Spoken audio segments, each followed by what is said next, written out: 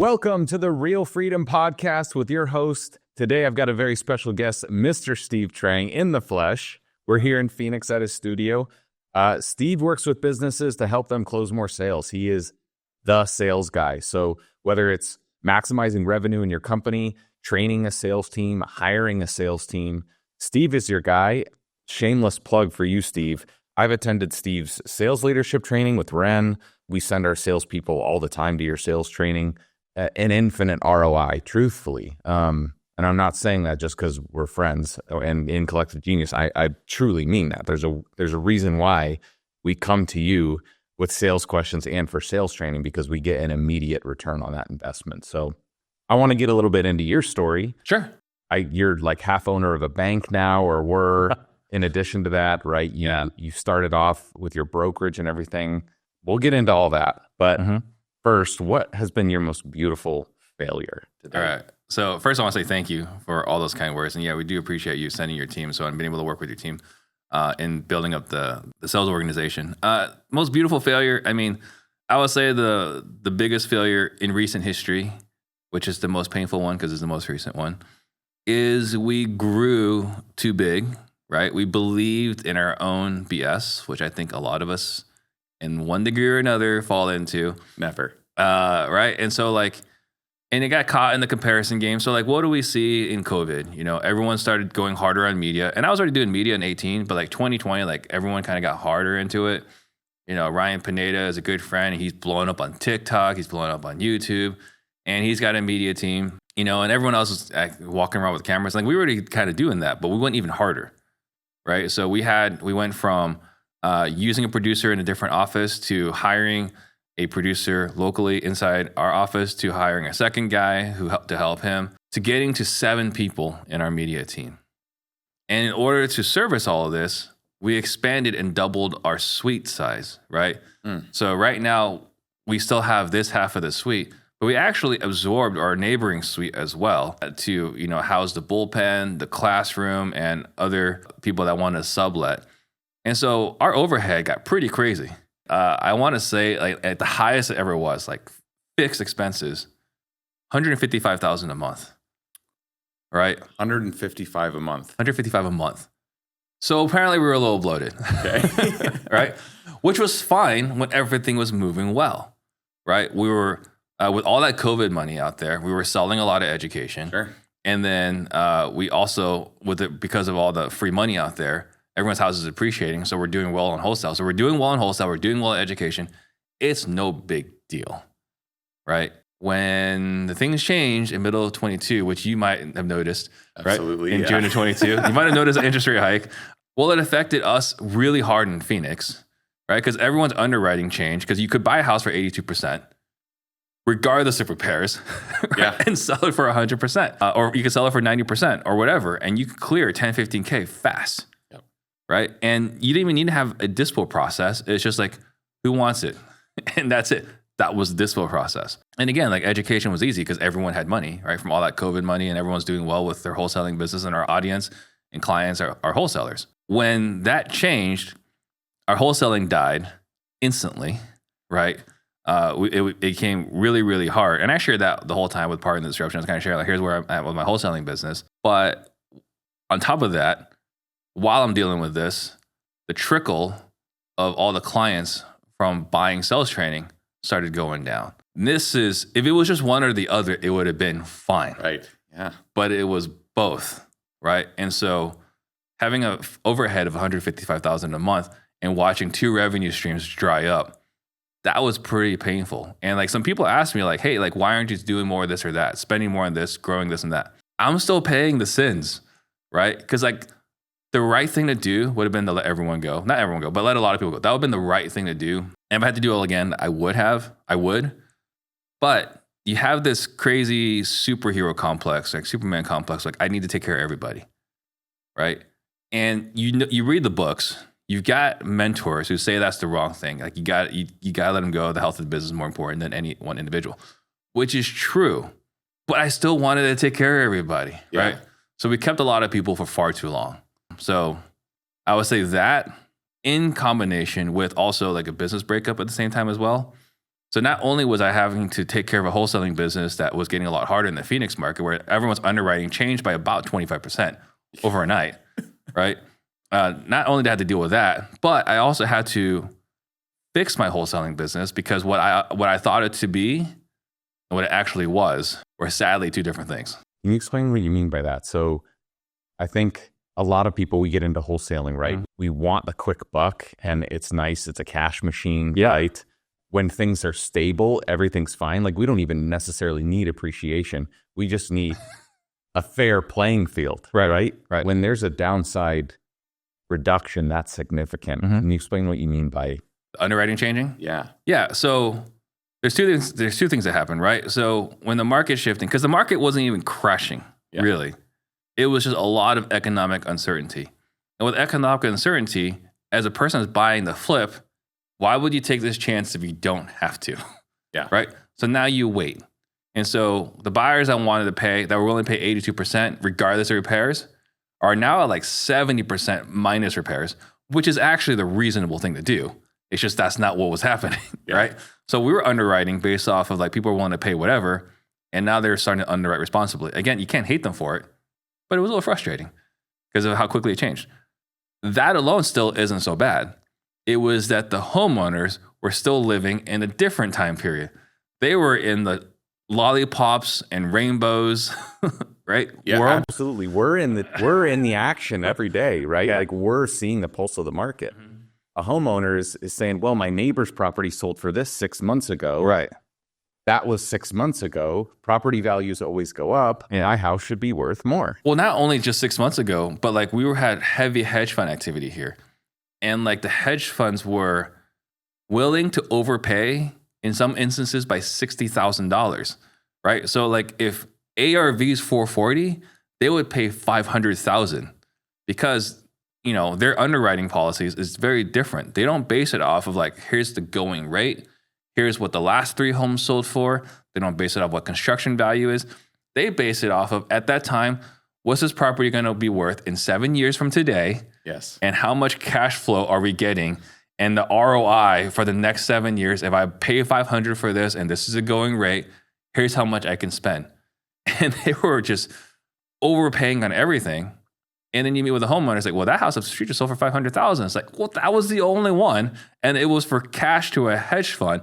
The other 3 homes sold for around $440. And by the way, we need to be at like $280. Yeah. So significant market change, right? At the same time, you're going through this media growth and then basically contraction. Mm-hmm. Now, I do want to ask, what's with this misconception that entrepreneurs want to be Scrooge McDuck and hoard all the gold and like fire everybody and they don't want to keep people around? Because like for me, I want to overpay people at times, right? Yeah. Like I want that for my team. And this is part of what fills up our cup as entrepreneurs. That's what fills up the cup of, I think, successful entrepreneurs. But I think like everything else, not everyone has the abundant mindset. Not everyone has coaching, right? Like there are a lot of people, I mean, until the last like 10 years or so, most of society is a scarcity mindset. You know, when I started this podcast, I always started up with like, it's an open book. We're going to share everything. I'm going to ask you all these questions and you're going to answer all these questions, right? I took that from a time where I was working with realtors, or top performing realtors across the country, and they were an open book, right? The most successful people were open books. That's what I learned from. And I got into the wholesaling world, and it really wasn't like this. So like, if you remember around 18, right? Carlos was on my podcast. Carlos Reyes on my podcast, and he did really well sharing all the information. What may not have been readily apparent was everyone else in the industry hated him because he was sharing all the secrets, right? So this abundant mindset thing is still a newer thing in the last 6 years. Interesting. So prior to that, in the wholesaling world, I think it was still pretty private. People weren't really sharing. Podcasting wasn't a big thing. And if you go beyond that, like most people keep secrets. Like most business owners keep secrets. It just so happens that the top are givers. The top are open books, right? You reach out to someone that's having a lot of success, they'll tell you everything. Yeah. Right? But the majority of people won't, because they think if I tell you my secret, you're going to use it against me. And with reality, you and I both know it's not the idea, it's the execution. Yeah, and I think that that's something that you guys in Phoenix have figured out along the way, right? Yeah. I mean, Brent, Jamil, Pace, Jerry, who else? Carlos. I mean, there are a ton of significant players in Phoenix, and instead of bash heads with each other, you've chosen this abundance thing where everybody benefits. And what's fascinating is everyone sees the part where we're sharing each other on the wholesaling side, right? What they don't see was that all along the way, we're also sharing how we're all growing our coaching businesses. So like not only are we comparing notes on wholesaling, we're also comparing notes on the education side. Yeah, right. And this is such an interesting thing because like how does somebody develop? I know this goes back into the roots of like how people were raised and everything, but you guys were able to zoom out enough to see, no, if I get a student, it wasn't somebody that was, it's not a net negative to you that they're not signing up for your program. It's like, no, guys, this pond is an ocean, right? Yeah. This is not a zero-sum game, right? There, we can build and we can complement each other and we can grow together. Was it just like a meeting of the minds or like? So Brandon Simmons, who's not as well known, he worked a lot under Sean Terry. He was the dispo guy under Sean Terry, did a lot of operations. So he ran a Go-Giver mastermind. And that Go-Giver mastermind, you had to read the Go-Giver book. So everyone that we're talking about here that we named are all inside that Go-Giver mastermind, right? So before all this kind of blew up, we were all in that mastermind together. So I think that is a very big part of it because Sean Terry is a big go-giver, right? I mean, he's got the podcast, he's telling everybody everything, right? Yep. Excessive go-giver, by the way. His team gets upset with him how much he gives away. And so we got Sean Terry leading the way with his stuff. And then I've had other people say like I was inspirational in that as well with the podcast, getting everyone to share. So I think having all those influences in the Phoenix market, I think that's what made it safe for everyone else to share. And besides, once Carlos Reyes started giving all the secrets away, like what secrets are we really keeping? Let's talk about the podcast for a minute. So what year did you start that? May of 2018. Okay. So for those of you that don't know about Steve's podcast, which you might be living under a rock, but if you haven't heard it, it's Real Estate Disruptors is one of them. Right? You have a few different channels. Well, now it's just that one. Now it's just that one. Now we added some stuff, and then as a part of pruning and focusing, it's just that one again. Okay. Very interesting. So when did you start that and why? So we started in 2018, and the reason why we started it was I was at this event, Dean Graziosi, The Edge, and Vic Heredia, who's a friend of mine. He's been on the podcast a couple of times. He bought, those tickets to $97, bring a friend. Yeah. Right. And so I went, and while I was there, Brendan Bashar was speaking on stage, and he's a high performance coach. And he's like, hey, start a blog, write a book, or start a podcast. And so I was like, okay, well, I already wrote a book for marketing reasons, but that didn't do anything. I already have a blog. It sucks, right? No one's reading it. Or like blog. Yeah. You had a blog. I did. I think we had like 20 people reading it. And then I was like, okay, well, I'll just start a podcast, see what happens. So I started a podcast and this thing just took off, right? And here's what's interesting, at least interesting to me. My podcast where I interview and when I pick your brain, I've been doing that for at that point, I want to say maybe 8 or 10 years, taking people out to lunch and picking their brains. Right. That wasn't recorded. It just wasn't recorded. But I was like, hey, Ryan, I see you having a lot of success. Would you mind if I take you out to lunch, pick your brain a bit, and understand your business a little bit more? Right? Or, you go to mastermind or coaching events. Here's a guy that's crushing it. Hey, it wouldn't be over lunch. It'd be over beers at 1:30 in the morning. But let's talk about your business. What's working? What's not working? Right? What have you figured out? What are you struggling with? So my podcast is just what I've been doing forever. It's just the cameras are now on. And how many subscribers are there now? How many downloads? So we go back and forth. Our best month this year is about 40-something thousand, right? But we go back and forth. We were at 100,000 at one point. Right now we're in the 20,000, which is such a blow to the ego, But it oscillates. So around 40,000. So that's an insane oscillation. Yeah. What's the reason behind that? Can't figure it out. I know why we went from 100,000 down to 20. iOS 17 or one of those changed the algorithms, or not the algorithms, they changed how they download the podcast, right? So if you hadn't downloaded an episode in a week, it would just stop downloading any other episodes. And a lot of our audience likes to binge listen, right? I think with podcasting, people like to binge listen. And so we went from 100,000 down to 20,000, and I lost my freaking mind, right? It's what the hell's going on? Is everyone canceling? So now, like after that, like the new benchmark was like 45,000 ish. Okay. Yeah. Because you can't really measure how many people are necessarily listening. It's just downloads, correct? According to Blueberry, these are listens. Okay. According to Blueberry. Got it. Yeah. Okay. So interesting. All right. Yeah. But was it always that way? Because you said it took off. But It took off on the YouTube side, on the Facebook side, and then it took about, I want to say 6 to 8 months where we were hitting 1,000 downloads a month, right? On the downloads and listen side. But Facebook and YouTube, it took off like instantly. yeah, because they say you can be in the top 1% of podcasters by just doing 20 episodes. Yeah. Which I think that's podcasting. I think that's everything, right? I think if you do 2 real estate deals, you're a top 1%. So what has having that podcast done for you, your business, your connections? I mean, you've interviewed essentially the top real estate investors in the country. I can't even think of somebody that you haven't interviewed yet. Yeah. So what it does for you is it opens a door to have a network, have a relationship. And the other thing too is it gives you really a disproportionate amount of authority. I get all this respect and authority and credit that I don't feel is proportionate to the amount of work I put into it. So like I look at today having a podcast kind of like in the 80s, like, oh, that guy's a published author, right? It's like, Yeah. he's a big deal because he has a book. It's like, no, I'm just like a regular guy. Yeah. I'm just like, I've got problems just like you and me. I've got challenges. I got to deal with payroll. I got to deal with this and that. I got kids. Like, I'm not this extra special person. But I think, again, like, it grants you a lot of authority. Yeah. Is there something that you would tell somebody that's looking to start a podcast, or maybe some of your favorite other podcasts, just anything in the podcast space that you want to share? I think the big thing, like you said earlier, right? Like if you do 10, like you're top 1%, or do 20, you're like a top 1%. I think you got to start and you got to keep going. So for me, the way I set it up so that I had to do it is, and like a lot of other things, it's just public accountability. Yeah. So I just tell everyone, here's what I'm doing. And now I have to do it. I think that's the first thing. You got to be consistent. Pace Morby said, I'm the most consistent person he knows. Like, that's an interesting compliment, I suppose. But you look back, it's like, well, he's not wrong, right? And so it's just doing the same thing over and over again. And there's going to be some monotony. There are going to be days where you're like, I don't want to do it. Too bad. You have to do it. You have to have that accountability.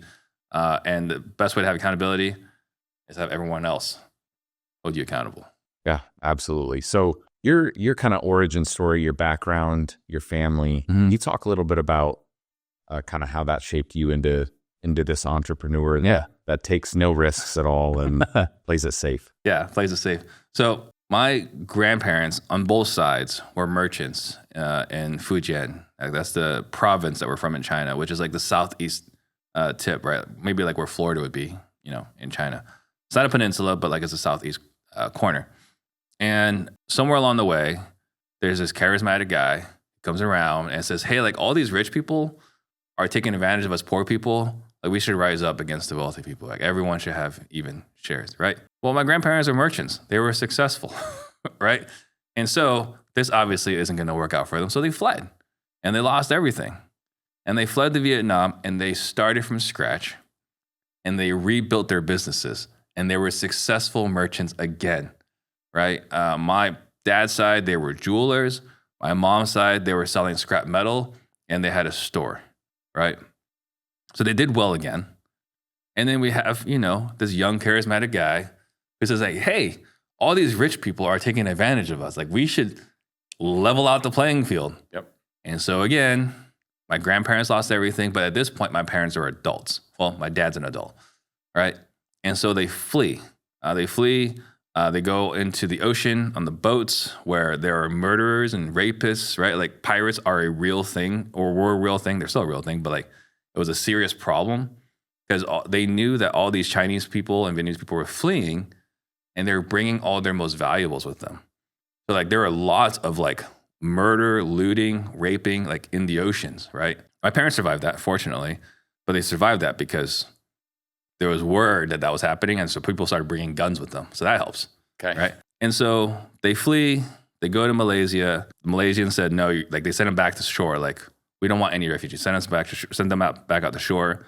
Like, we get picked up by an Italian Navy ship. I'm born in a refugee camp in Italy, right? And then eventually we come here due to the generosity and charity of some Christian families. So we got some sponsorships. So we came here when I was when I was an infant. Seeing how every time someone says the rich are taking advantage of the poor, very sore topic for myself. I can imagine. Yeah. Right. And so, but yeah, I think that's what shaped me. And then I think between that and then also growing up poor, right? Like we lived in a mobile home park. You know, it's kind of, I want to say, ironic perhaps, because like Elon Musk is my hero. Like I love Tesla. We're a 2 Tesla family. Love everything that guy does, right? Everything. So it's ironic that in the mobile home park that I grew up in, right across the street today is the Tesla Supercenter, where whenever I need something to get repaired, that's where I go. So I drive by the mobile home park I grew up in all the time. But we grew up poor. My parents are always fighting about money. I still have this traumatic memory. I want to say I was like 5 years old, where I love Transformers, 5 or 6 years old. And we're at this store, I think it's Service Merchandise or something like that. And do you remember those, I can't remember which Transformers movie it was, but they had like the 6 construction bots that turned into one giant, right? I can't remember what that guy's name is, but that was for sale. It was like $30. And I still remember my parents like, no, we can't afford this. Like that's one of those like traumatic memories that's just etched into your brain. And like, I will never, when I grow up, have anyone say, we can't afford this. And my kids will never hear, we can't afford this. And that's been, I think, pretty heavily wired into my brain. That was at 5 years old. 5 or 6 years old. Wow. Yeah. Wow. And yeah. The fact that that's so deeply ingrained. Yeah. So, of course, you grew up in a probably traditional Asian family where Very you have traditional. doctor, lawyer, or engineer. You can be anything you want as long as it's doctor, lawyer, or dentist at the time. Doctor, lawyer, dentist. Forgot one. Yeah. Okay. So you graduated college to ASU. Yeah. Engineer. Electrical engineer. Okay. And then you worked for Intel? Well, before that time, before I went to Intel, like I graduated in 2002, which is right after 9/11. So no one's hiring. So can't get a job. Even though I graduated summa cum laude, can't get a job, right? Can't get a decent job. So like, okay, what are my options? We look at graduate school. So I went to UC San Diego as a PhD student. And I did well enough at ASU where I was able to get not only a full ride, but they were actually paying me a wage to go get my PhD. But halfway through, or not even halfway through, like a year in, I was like, this is stupid. I am leaving like good money-making years on the table to be a graduate student. So I was like, started looking again, like, hey, is anyone hiring now? Like, yes, they are. So I was like, all right, I'm just going to take my master's degree. I'm going to leave. And then I went to go work at Intel. Okay. Yeah, this is pretty funny, but it was an old podcast you were on. I can't remember what it was.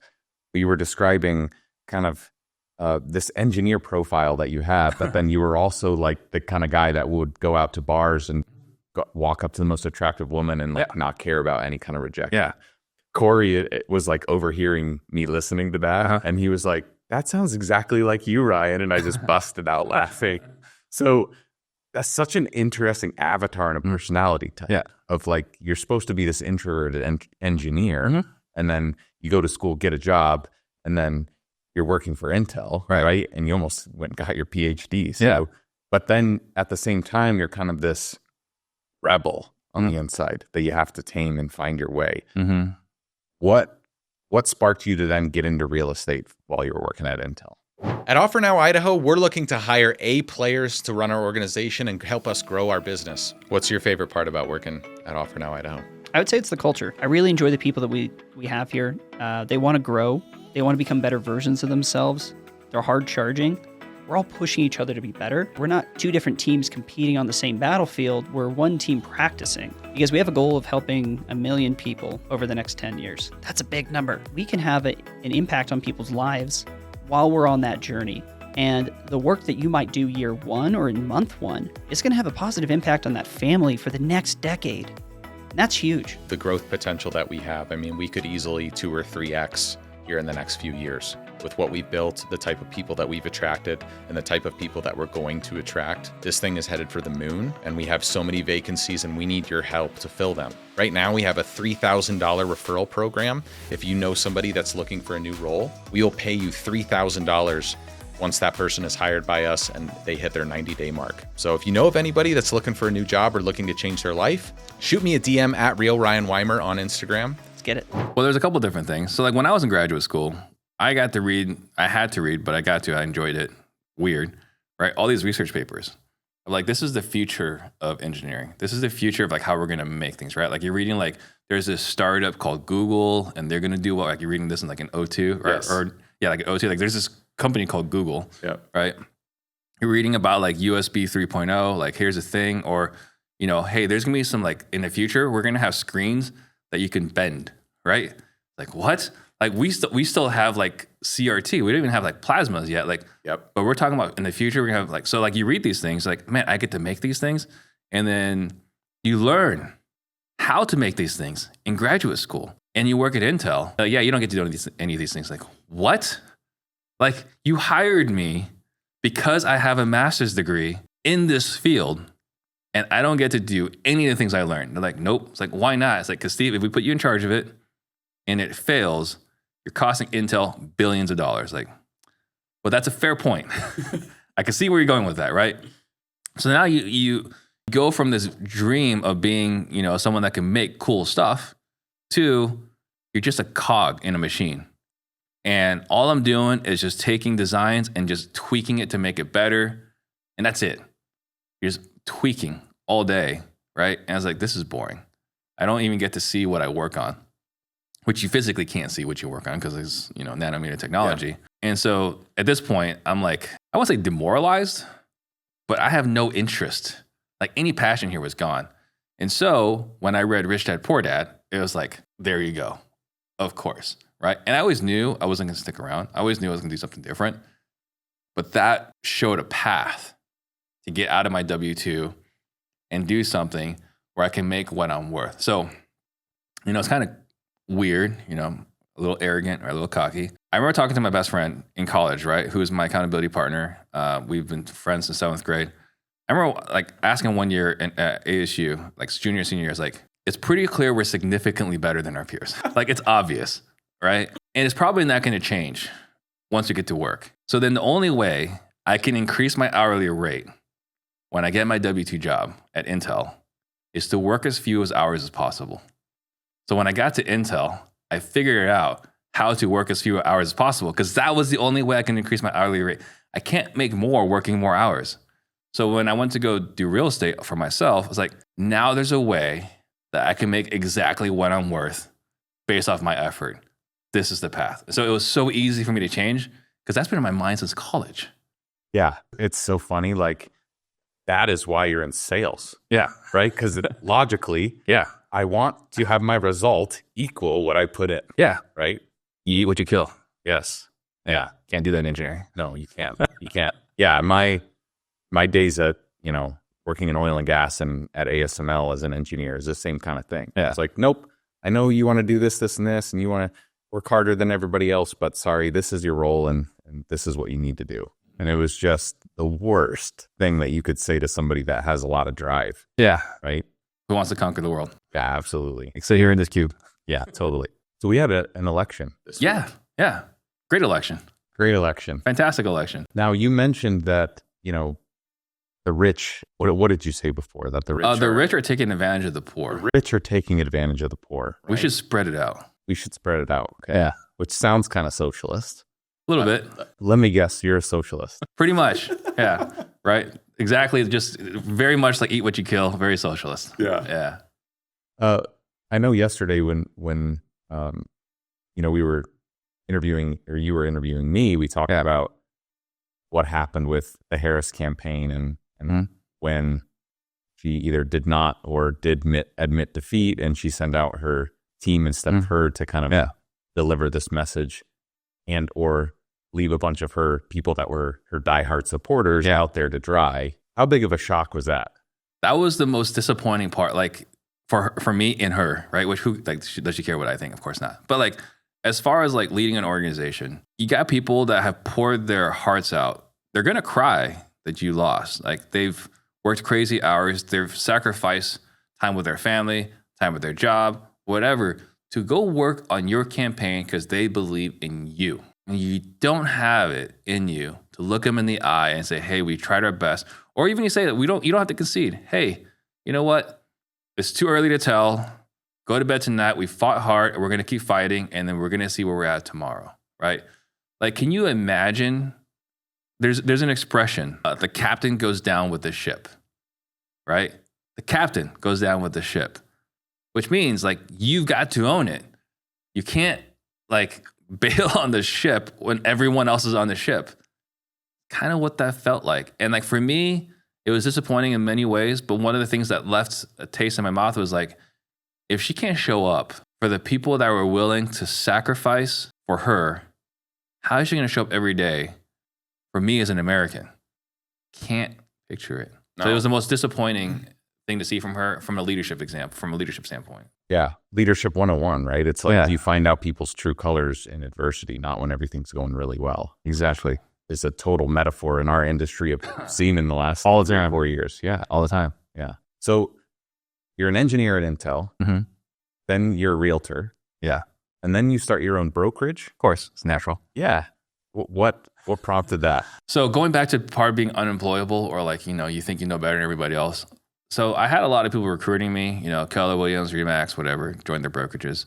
And for me, even though it wasn't a big deal, like my broker wasn't entirely onerous and like overburdening, the fact that I had a broker to have to be held accountable to, I had to show my advertising to, I had to pay a percentage of my commissions to, it just wasn't going to happen. It just wasn't going to be. Shocker, yeah. Yeah, so I had to start my own brokerage.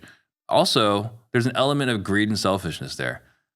I wanted to keep more of my money for myself. I wish someone had told me that when you have a brokerage, you have to pay the lease, you have to pay all the wages, you have to pay all the software for compliance. It's a lot cheaper just to pay a split, right? Instead, what they were telling me, which is also good advice, don't start a brokerage because you don't make money, and it's a waste of your time, and it's never profitable. When they said that, I was like, freaking watch me, dude. I'm going to show you. You can make this profitable, right? If they would have led with like, hey, you don't actually save money. It actually costs you money to have a brokerage. Like, okay, maybe I would do it. Who knows? Maybe I would have ignored them as well. Yep. But yeah, I started a brokerage because I wanted to do my own thing with no rules, with no boundaries. The only person that can be upset with me is the Department of Real Estate, which happened once, right? But that was the reason why. And it's a chapter in my life that I'm proud of, but was not helpful in any way to my journey. Yeah, and is that how you found wholesaling then? No, I found wholesaling.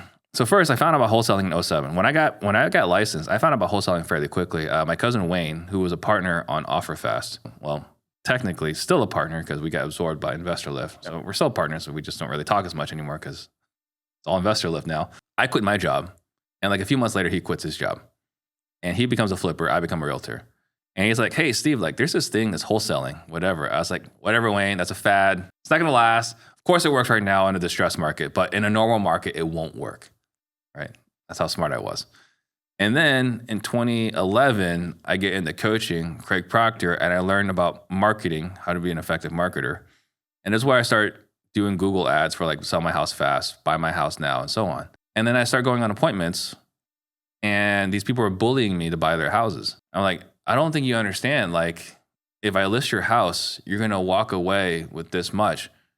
And it's only going to take 30 days. It's only going to take you 30 days, and you'll literally walk away with 11,000 more. Like, this is a conversation I had at home. They're like, no, we want the cash today. Okay, hang on. And I went out to my car and brought out a purchase contract, right? Because as a realtor, I had to This is the engineer brain you're fighting the whole time, right? Yeah. Like, this doesn't make sense. It's illogical. Why would anybody ever sell a property at a discount? Right. Yeah.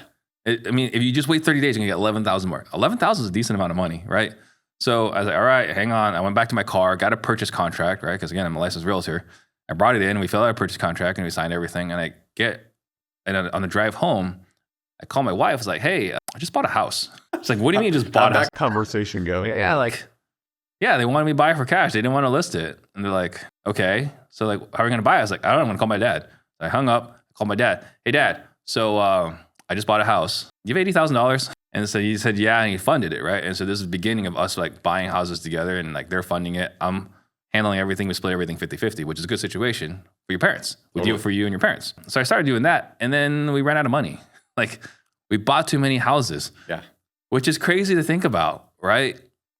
Because I didn't want to buy any houses. I just wanted to be a realtor. I just wanted to list houses. I wanted to list your house, put a sign in the yard, get my 6 or 7% commission. That's all I wanted.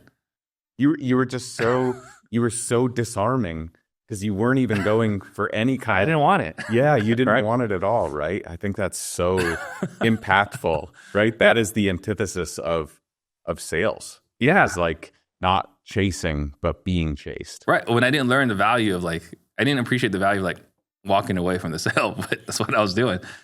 And so we bought so many houses that we ran out of money. And then I get a cold call from Jamil Damji. And I was like, whatever. It's like this Zillow lead. It's like, all right, let's see what this is about. And so I talked to him. I sold him a deal. And that was the beginning of me wholesaling all my deals to Jamil. And like anytime I had a deal, I say, hey, Jim, I'm going to this property. What's your buy price? He'd give me his buy price. And I go in there. And then I would negotiate. It's like, all right, hey, look, we're splitting 5,000 in this one. We're splitting 10,000 in this one. I think the most we ever split on one was like 20,000, right? Because I didn't appreciate how much you can actually make on wholesale, Of course, yeah. right? Because it's like, it doesn't make sense to me. Yeah. And Because so you still had your realtor hat on. still have my realtor hat Yeah. on. Yeah. Okay. So that's when I figured out wholesale because I was buying houses and I ran out of money. So I had to wholesale. Interesting. Yeah, it's fascinating. Okay. So we're both members of Collective Genius. Right. How has that been impactful for you? And I'm actually going to put you on the spot first. Okay. What's been the most impactful presentation that you've Seen so far. The most impactful presentation, let's see, it was a recent one. It wasn't Jeff Hoffman. There was Cameron Harold. Was it Cameron Harold's? Maybe it was his. It was second in command. Talking about like how to run an organization, not for myself, but for my COO. I think that one was the most impactful. But I think still my favorites are still Jeff Hoffman, the guy that founded Priceline. Like he's just this casual guy who's a billionaire who just kind of like hangs out and like looks at things. Is like, and then I'm just gonna come up with an idea that's gonna make me $1 billion. I know in one of his presentations, he was like, yeah, I was walking through Walmart and I just went up to a stranger and I asked her what she would pay for a flight to go visit her. And I'm like, this is just, it's too real to make up. Yeah. Like this is just who he is. Yeah, right. So I would say that one was very inspirational. But I would say probably Cameron Harold recently. It was really good. But yeah, I mean, all their keynote speakers are absolutely incredible. So I would say probably Cameron Harold's. Yeah. So you have the podcast and now you're a part of a mastermind group like that. Yeah. What has that done for you and your business? Well, it was interesting when I joined CG because they all knew who I was because of the podcast, right? So that was kind of cool. Like it was a really warm welcome. And I was instantly an authority in there, which just makes things easier, right? And I joined as a sales trainer, but they know me from the podcast, right? But then we got Phil Green, who is like the most influential guy in there. Like the guy says, do this, like everyone does it. Yep. Right. And so he watched me do a cold calling competition, Closes Olympics. Phil did. Phil did. Wow. Okay. Right. So 2020, I do Closes Olympics. I think nothing of it. Right. But he watched it. And so we jump on the phone because I look up like the directory, like all this stuff. It's like, you know, like a lot of like rock stars in here. I was like, I got Phil Green's number. I talked to him and like, he's like super chill, murdering it, just super chill. And he's like, yeah, like I like what you did. You obviously know what you're talking about. You can play the game. You have the instincts. And if you can teach my team to do what you do, then yeah, coach my team. It's like, okay, cool. So I coached his team. And after like 2 weeks, their sales just jumped. And as soon as he saw that, he's like, Steve, I'm going to let you know, I'm going to call Frank Cava, Eric Brewer, Ryan Bartlett. I'm going to tell them they need to sign up for your training right now. And they did, right? And like now you got 4 of like the biggest players in CG talking about how awesome my training is. And then it was just. But did you even have a formalized training program at that point? Or were you just being what you've learned, right? Just made it up on the spot. Yeah. Like, what do you guys want? Okay, I'll make this. That's so incredible. Yeah. I mean, but not surprising. I mean, the sales value that you give and the impact that it's had on us, it's the same exact thing. Like literally, we just sent Bill a couple months back to your sales training. Yeah. Like literally the week that he gets back, all of a sudden he's locking up more contracts than he ever has before. Yeah. Yeah. It's crazy because like our philosophy, our belief is that, you know, everyone's like, how can I get a little bit better? How can I get a little bit better? How can I go from like 10% to like 12%, right? But we look at it as like, hey, look, you're losing 90% of the sales. That's how we look at it. Because if they allowed you to come in the living room, they want to sell. And you're losing 90% of them. So what are some big changes we can make? You go from 90% to losing only 80%. And that's how we're able to double it so quickly. Because the belief is They want to sell. We're doing something to lose the sell. So that's what we're trying to figure out. Like, what are the things you're doing that's costing to sell? Yeah. Not how can you get more sales? Yeah. If there's one thing that I've learned, and guys, if you're listening to this and you've never purchased a program, you've never invested in yourself or sales training, like the question is not how much does it cost? It's how much is it costing you Exactly. to not know how to do 5 deals a month, 10 deals a month. And you are talking millions of dollars, right? Right. And this is the short-term sightedness is once you have the skill and the training, you have it for life. It's a lifelong skill. for life. Lifelong skill. And it makes you, right, if you're married, a better spouse. You got kids, it makes you a better parent. You got a team, it makes you a better leader. Because sales is just communication. How can you be a more effective communicator? It's made such a dramatic impact. I wish I learned it much, much earlier. Because A, I'd be richer, right, from all those houses, all those appointments I ran on. But B, I probably would have scarred my kids less. Probably would have had fewer fights with my wife. And I probably would have not burned as many quality people in my organization, right? People that I wasn't being an effective listener, thereby not being an effective leader. Yeah. How would you describe your sales style? Our sales style is we figure out what it is you want to buy, and then we just help you buy it. Like, that's it, right? It's like we don't convince prospects. We get them to sell themselves. So, like, what is it you want? Okay, so we can do that for you. Like, what happens next? All right, let me help you do that. And that's it. The hardest part is getting out of their way and getting out of your way. Because they know what they want. They know it. They might not be willing to pay the price to get what they want. And that's where our negotiations comes in. But they know what they want. And if they see you as the vehicle for them accomplishing it, then at that point, they're willing to pay the price so long as you earn it. And earning it is getting to understand truly at a deep level what it is you want exactly. Why is it important? How long have you been thinking about it? What happens if you don't get it? What's it going to be like when you do get it? All those questions. Yeah. Let's just to give the listeners a couple quick tips here. Mm-hmm. I can say selfishly upfront agreements prior to the appointment, right? Yes. This is something that we were kind of loosely doing just sometimes, not all the time. Willy-nilly. Yeah. The second we got rigid in our process with getting upfront agreements before the appointment, our conversion rates like almost tripled. Yeah. Can you talk about some of those upfront agreements and why? Yeah. So the reason why it's so important is because they're trying to figure out what's best for them, which is, of course, makes total sense. And they believe what's best for them is shopping offers and taking their time. Again, understandable why they would want that.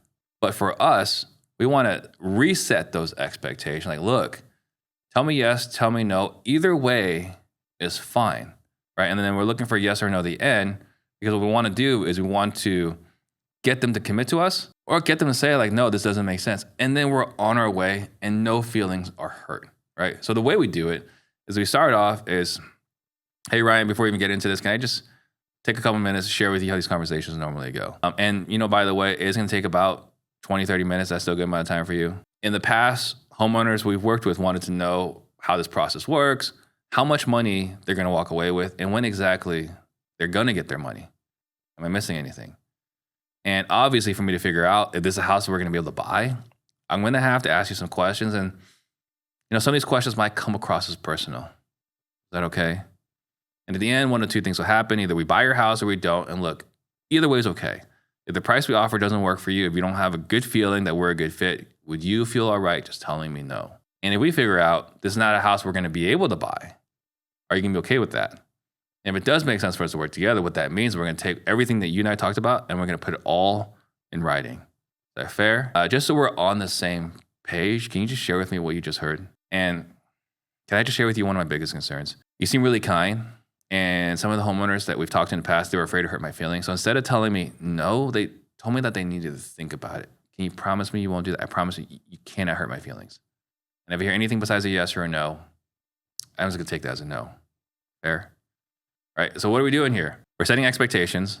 We're focusing on the money part because that's really the only reason why they're meeting with us. It has nothing to do with the house, right? They need the money. So how much money do you want? When do you want it? That's all they care about. We're saying you can tell me no. I can tell you no, right? But what we're not going to do is I need to think about it. It's like that's all set right then and there. So now when we get whether in the middle at the appointment and you're not playing along, you're not being cooperative. Hey, Ryan, look, it doesn't seem like this is a good fit. Maybe we should just end it here. You're like, no, don't end it here. But I can't say that in the middle of the appointment if I don't do that thing up front. Or when we get to the end, it's like, well, I need to think about it. I don't understand. Earlier, we were saying that you feel all right telling me yes or no, that you weren't going to think about it. I must have done something to lose your trust. Like, but you can't do that. You have to do that. Yeah. It's what you just said, right? I can't tell you the amount of times. This is the biggest difference between people that are crushing it and not, is that the amount of I'll think about it. Right. I need to sleep on it. I need to pray about it. It's always some version of that. Yeah. Right? It is, I can't stress out enough the importance of the way you just went through that. Obviously, I know is an abbreviated version just to give the guests a summary. Yeah. But when you practice that enough, you role play it enough, you deliver with the right tonality.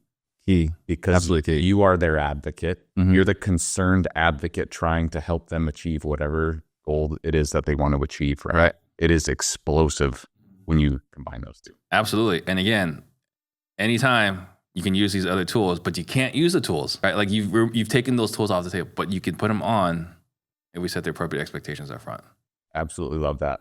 So I did want to ask about this $100 million sales company. This was something that came about recently. Yes. Talk to me about how long you've been thinking about it and what was the inception? I would say I've been thinking about it some time. I can't say specifically when I've been thinking about it, but I know for sure it was crystal clear in December of last year, because that was a time I actually sat down and wrote out my vivid vision, which another book written by Cameron Herold, Vivid Vision, right? And I think it was Felipe Bossanz. I was like, Steve, you need to do this, right? Because I've told him what I want to do. It's like, you need to put it in writing. You need to make it clear.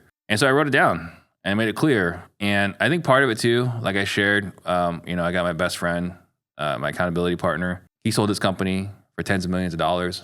And he's like, Steve, when are you going to build something that you can sell? Because if it's not the brokerage, right? Yeah. It's not the real estate team. It's not the wholesaling company. It could be the real estate, but it's not the wholesaling company. It's not the flipping company. It's not the title company. It's not the mortgage. It's none of those things, right? But sales training, that's something you can sell. And so we look at it as like, if I'm going to build something, and this is him like just beating it into me, right? If you're going to work on something, why don't you work on something that you can also sell? That makes sense. And so that's when we started talking about building a $100 million company. And $100 million, look, I'll settle for like 80, right? Like it doesn't have to be 100. Yeah, but it's this whole concept of if you set your goals high, not so high that it feels completely unachievable, but high enough that where, if you shoot for the moon, you'll land on the stars. Well, it has to be a goal that's exciting. Yeah. Right. And I think that it's not an unfeasible number, because there are guys right now making millions a month selling cells. Right. So it's not out of the question whether it's possible. Now, who do I need to destroy and crush and dominate? We're figuring that out. Right. And how we're going to do it. But if you can make $1 million a month and you look at a multiplier, it's not that far off to get to that point. We just got to figure out how to get there. Yeah. So Whale Club. Yeah. Having a solvable problem, being very defined, minimizing risk, maximizing upside. How did that play a factor in this kind of a decision of I'm really going to go for this and not out of winging it, like having something really calculated? So I think the big thing here is there's a barbell where we talk about that, right? What's reliable and what has a high upside. And then what of that has high upside, what has low downside. Again, this is like if you build a business that you can sell, that gives you that upside.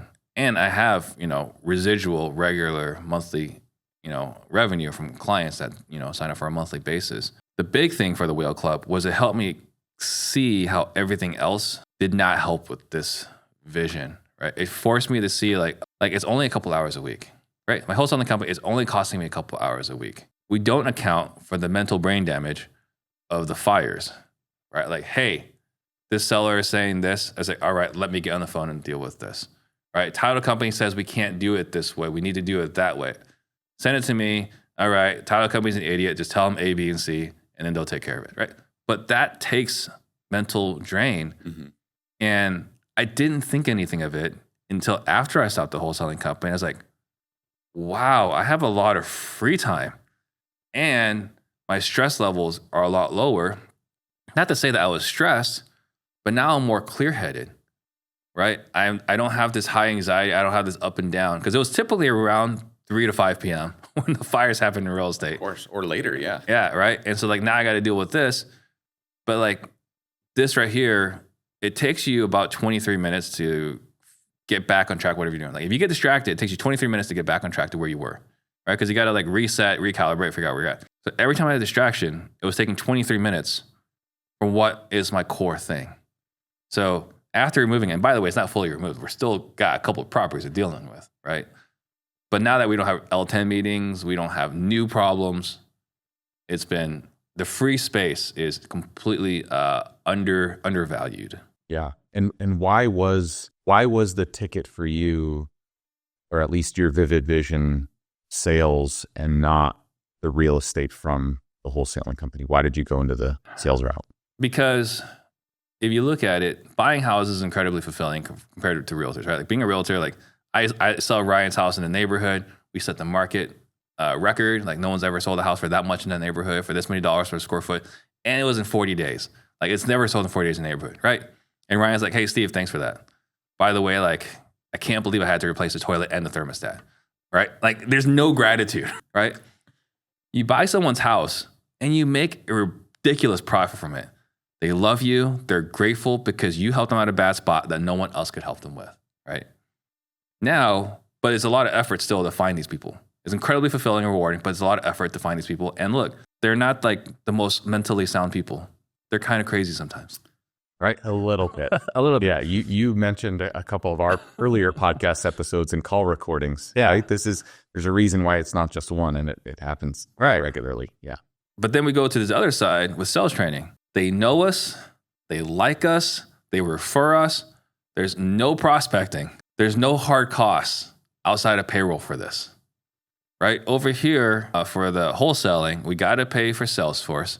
We got to pay for this software. We got to pay for data. We got to pay for all these different expenses, which in by itself, each one is not so bad. But like, if you look at it, it's not hard to get to $8,000 a month in software fees, right? I don't have any of that over here. Like, it's just straight people like me, they know me, and they're either interested or they're not interested. Like, it's done. Yeah.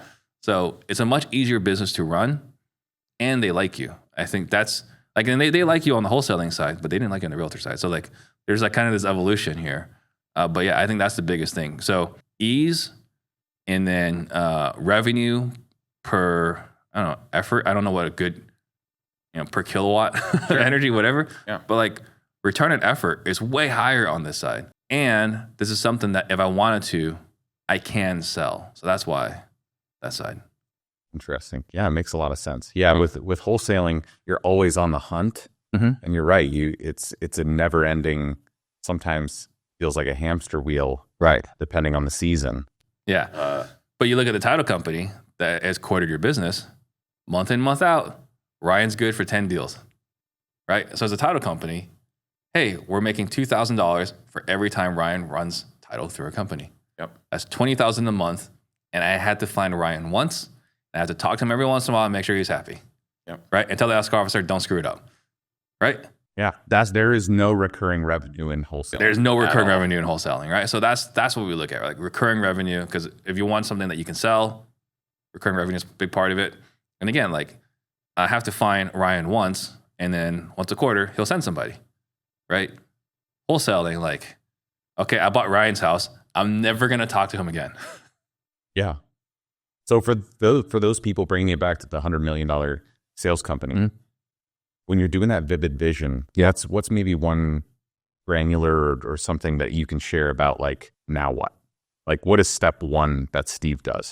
So step one is right now we're raising money, right? So we're looking for investors. Yep. I think we had in there the COO, but right now we're looking for probably a relationship affiliate manager. That's probably the next step. But the thing I'm most excited about in the Vivid Vision is an indoor basketball court. I knew that was going to be a part of it somehow. Right? Like that's the most part I'm most excited about. I want to have an indoor full court basketball court, right? Because salespeople are competitive. So like it would not be out of the question that court would actually be in use. Oh, I don't doubt it at all. Right? Yeah. If we have like this killer sales floor. So like, there's guys in the Phoenix area, they got like a workout gym, whatever. I want a basketball court. And look, maybe you have events there, get the benches, roll them out like in high school, whatever. But that's the part I'm most excited about. But the big part of the vision is the core values, which, we've talked about in the past, the people that are there, how they feel, what their experience is. That's a big part of it. And let's see what some of the other, the products, as far as like having a book that's a New York Times bestseller, that's in there. So there's a lot of things in there as far as like the roadmap. And, I put the New York Times bestseller there because I do think that's going to be part of it. And I've asked around how much is that going to cost. No one will give me a fixed figure. No one will promise anything. I was like, I want to have a situation where if you tell me I pay you $100,000, I'll have a New York Times bestseller. Because if you say that, and you can guarantee you that, I'll pay that. Yeah. Because that $100,000 is going to go a long way, right? So those are parts of the vision. I love that. Love that. Can we talk briefly about your sales offerings right now? So we've personally done the sales leadership training. We've done, I think, the sales business intensive. We've also done the specific sales training. Now you have expanded from just real estate focus to every industry now, right? So you talk a little bit about the different offerings. Yeah. So right now what we have is all packaged together for the real estate people. We call it Real Estate Sales Mastery. And we have sales principles on Tuesdays. We have objection handling. I call it the money calls on Wednesdays. And then every other Thursday, depending on which week it is either lead manager or dispo training. And then every other Wednesday, we also have the sales manager training. So we used to have that as a separate product, but it's one of those things that people need, but no one wants. Absolutely, yeah. Yeah, so like, screw it. Like, everyone needs it. It's going to help with retention. We're just going to include that, right? So that's all in there for Real Estate Sales Mastery. Outside of that, we also have another product for everyone that's not in real estate. And so it's just the sales calls, but they also get the sales manager call. So it's 2 calls because you don't have dispo, right? Like in other businesses. So right now we have that for once a week. We have our live events. So once a quarter, we do an event generally in here, or, we have to rent a venue. And then we have Ian Ross, like another gigantic sales nerd, bigger nerd, I think, than me. He has $5K for lifetime coaching. So you pay him $5K once, and he's doing 3-4 calls a week. So $5K for lifetime coaching. For now, we're going to change that. Holy but cow. for now, yeah. So like, I think that's good until like either the beginning of December or end of December. I'm not sure. We're for sure going to change it because not only does it not make sense financially, but we also have consultants who are like, look, we're going to change that. It's like, okay, you tell me what we got to do. We'll change it. So I know when we started, we knew that wasn't going to be the like forever case, but we transitioned from the community, which was $97 a month. And that seemed like a really good idea when we rolled it out. One of many bad ideas that was like, this is going to be awesome. We're going to crush. It's like, well, market says it was not that good an idea. Market said no. Is that because it's just such a low barrier for people that they don't really pay attention? You want to know what the feedback was? What? This is such incredible value for $97 a month. I don't want anyone else to know about it. Really? That's the feedback we're getting. It's like, well, that's not helpful to us, right?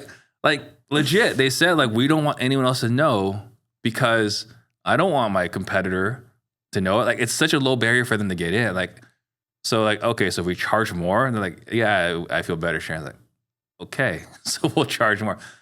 But that was the feedback we got. I was like, I mean, that's cool, but also not cool. So yeah, I think there's also this thing in coaching, especially where, ironically, like the higher price ticket, there's also like inherent credibility that comes along with it. Right? yeah, it's like $100 bottle of wine versus a $10 bottle of wine. Exactly. You appreciate a $100 bottle of wine more. Yeah. It's the same bottle. Yeah. Or same wine. Like, Yeah. it's from the same vineyard. So you're on a mission to create 100 millionaires. Haven't you done that already? So here's a weird thing about myself. I don't have that great of a BS meter. I really don't. That's the reason why I require everyone to submit HUDs. You want to come on the show and you're going to claim something, prove it to me, because I can't tell if you're lying to me or not. I really can't. Not in the social media age. Right. This guy says, I'm doing this, I'm doing that. I say, okay, prove it to me and I'll put you on the show. But if you're going to make a claim and you can't prove it, and if you need to modify your claim, I'm good with it. But whatever you claim needs to be factually true. I want it to be outlandish, but I also want it to be true, because that's what people click on, right? So as part of like creating Millionaires, we just changed this recently, because when people's like, hey, I'm a millionaire, I was like, great, can you send me something to substantiate that? Crickets. I feel like I'm a millionaire, Steve. Come on. Yeah, right? Like, well, I'm kind of a millionaire. Like, I did $1 million in revenue. I was like, no, like, we need to be able to substantiate it. So unfortunately, the substantiation part was the most challenging part. So we're like, okay. So we've changed it recently where we're going to have, like, if you say it, you are, Like you'll get your name on the website, but we're not doing the plaque until like you substantiate it. Yeah. Smart. Yeah. Makes sense. I'm not going to spend money on it until you substantiate it. What do you think you're up to? And I've had to guess. I mean, that's well over 100 because I've had so many DMs over the years that have said it. Yeah. Right. That's amazing. That right there is just the incredible go-giver mindset that you have. Yeah. Yeah. Right. I mean, you have to be to be a successful teacher and trainer. Mm-hmm. You have to, like, it's more than just dollars and cents. Yeah. It's not just about the money. Yeah. Yeah. It used to be, but we've gone past that. Yeah. What changed? When I watch someone win, it's like when I started the brokerage, I guess the plus from the brokerage was I could see people winning. I could see their lives changing. And once that started happening, because it's like, it feels good if you help a first-time home buyer buy a house. It feels good, right? Sure. But like after like 10 of them, it doesn't really feel that good anymore. It's like, okay. It's like the first wholesale check, like, oh my God, I can't believe this is real. Your 100th wholesale check is like, all right, did it close or not? Like, let me know. Like, has it hit the account yet? Yeah. Right? So same thing when you're working with first-time home buyers. But with the brokerage, when I'm coaching realtors to build real businesses where they're making real money and they're having huge wins, that fulfillment feels so impactful. It's so rewarding. And when I started getting that felt way better than getting money. Getting money was more important, I would say, at times than helping the first-time home buyer. It was still important to do a good job. We never screwed anybody. But like after 10 or so, it was like, okay, like this is just my job. Yeah. So the money is more important than like them achieving their dreams. Yeah. I think there's a natural evolution as entrepreneurs with money and wealth and then impact. Impact. It's that Maslow's hierarchy of needs. That is the ultimate significance. Yeah. So I'm gonna read off one quote here as we finish up. Yeah. This is one from Zig Ziglar. Mm-hmm. You can have everything in life you want if you just help enough other people get what they want. Yeah. So for me, I think because of the upbringing I had, again, being the oldest of an immigrant family with 5 younger brothers, the things that my parents said to me, a lot of pressure. It was, if anything ever happens to us, you're responsible for raising your 5 younger brothers, right? You got to make sure they all go to college and they all get good jobs. I mean, that's a lot. That's a big weight. It's a big weight. Yeah. And because you're the oldest son, when we get old and we can't take care of ourselves, we expect you to take care of us. Because that's the responsibility of the oldest son in an Asian family. So I've always had this on me, and I've never rejected it. It's like, okay, if that's the way it is, that's the way it is. I'm a traditional person, but I think that programming has carried into my career, right? Where I want to help people as much as possible because I want to take care of people. So that it hit me the moment I read it, and it's the same reason the 100 Millionaires, right? Because I read that from Andrew Carnegie, was that when I read that, I was like, yeah, that's it. It's in line with the go-giver, right? I think it's number 4, go-giver law number 4, right? Like the amount of money you make is proportionate to the number of people you help. Like that's always resonated with me. And so if I can take care of a lot of people and make a lot of people wealthy, I'm good. I will never have to worry about myself. That's what that always meant to me. Absolutely love that. Fully agree, right? I think, man, there are so many people, unfortunately, that don't have that kind of mindset. Mm-hmm. And it is that poor mindset that will haunt them forever and keep them poor. It really is true though. Because like we work with people and they're like, you charge too much, right? You charge too much. And like, I don't say this, but in my mind is like, well, that sucks for you. Doesn't suck for me. It sucks for you because you have confined the upside of your life. You've limited how much money you're going to make.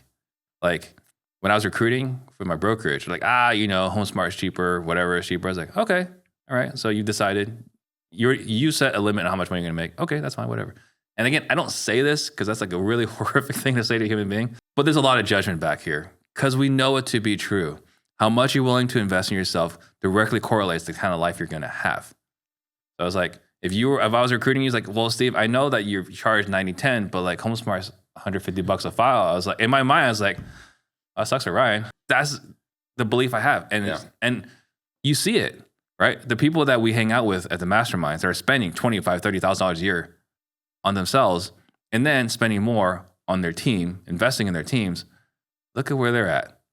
And then these people with the scarce mindset, limited mindset, look where they're at. And I was that guy, right? When I started in 2007, like, charge for coaching.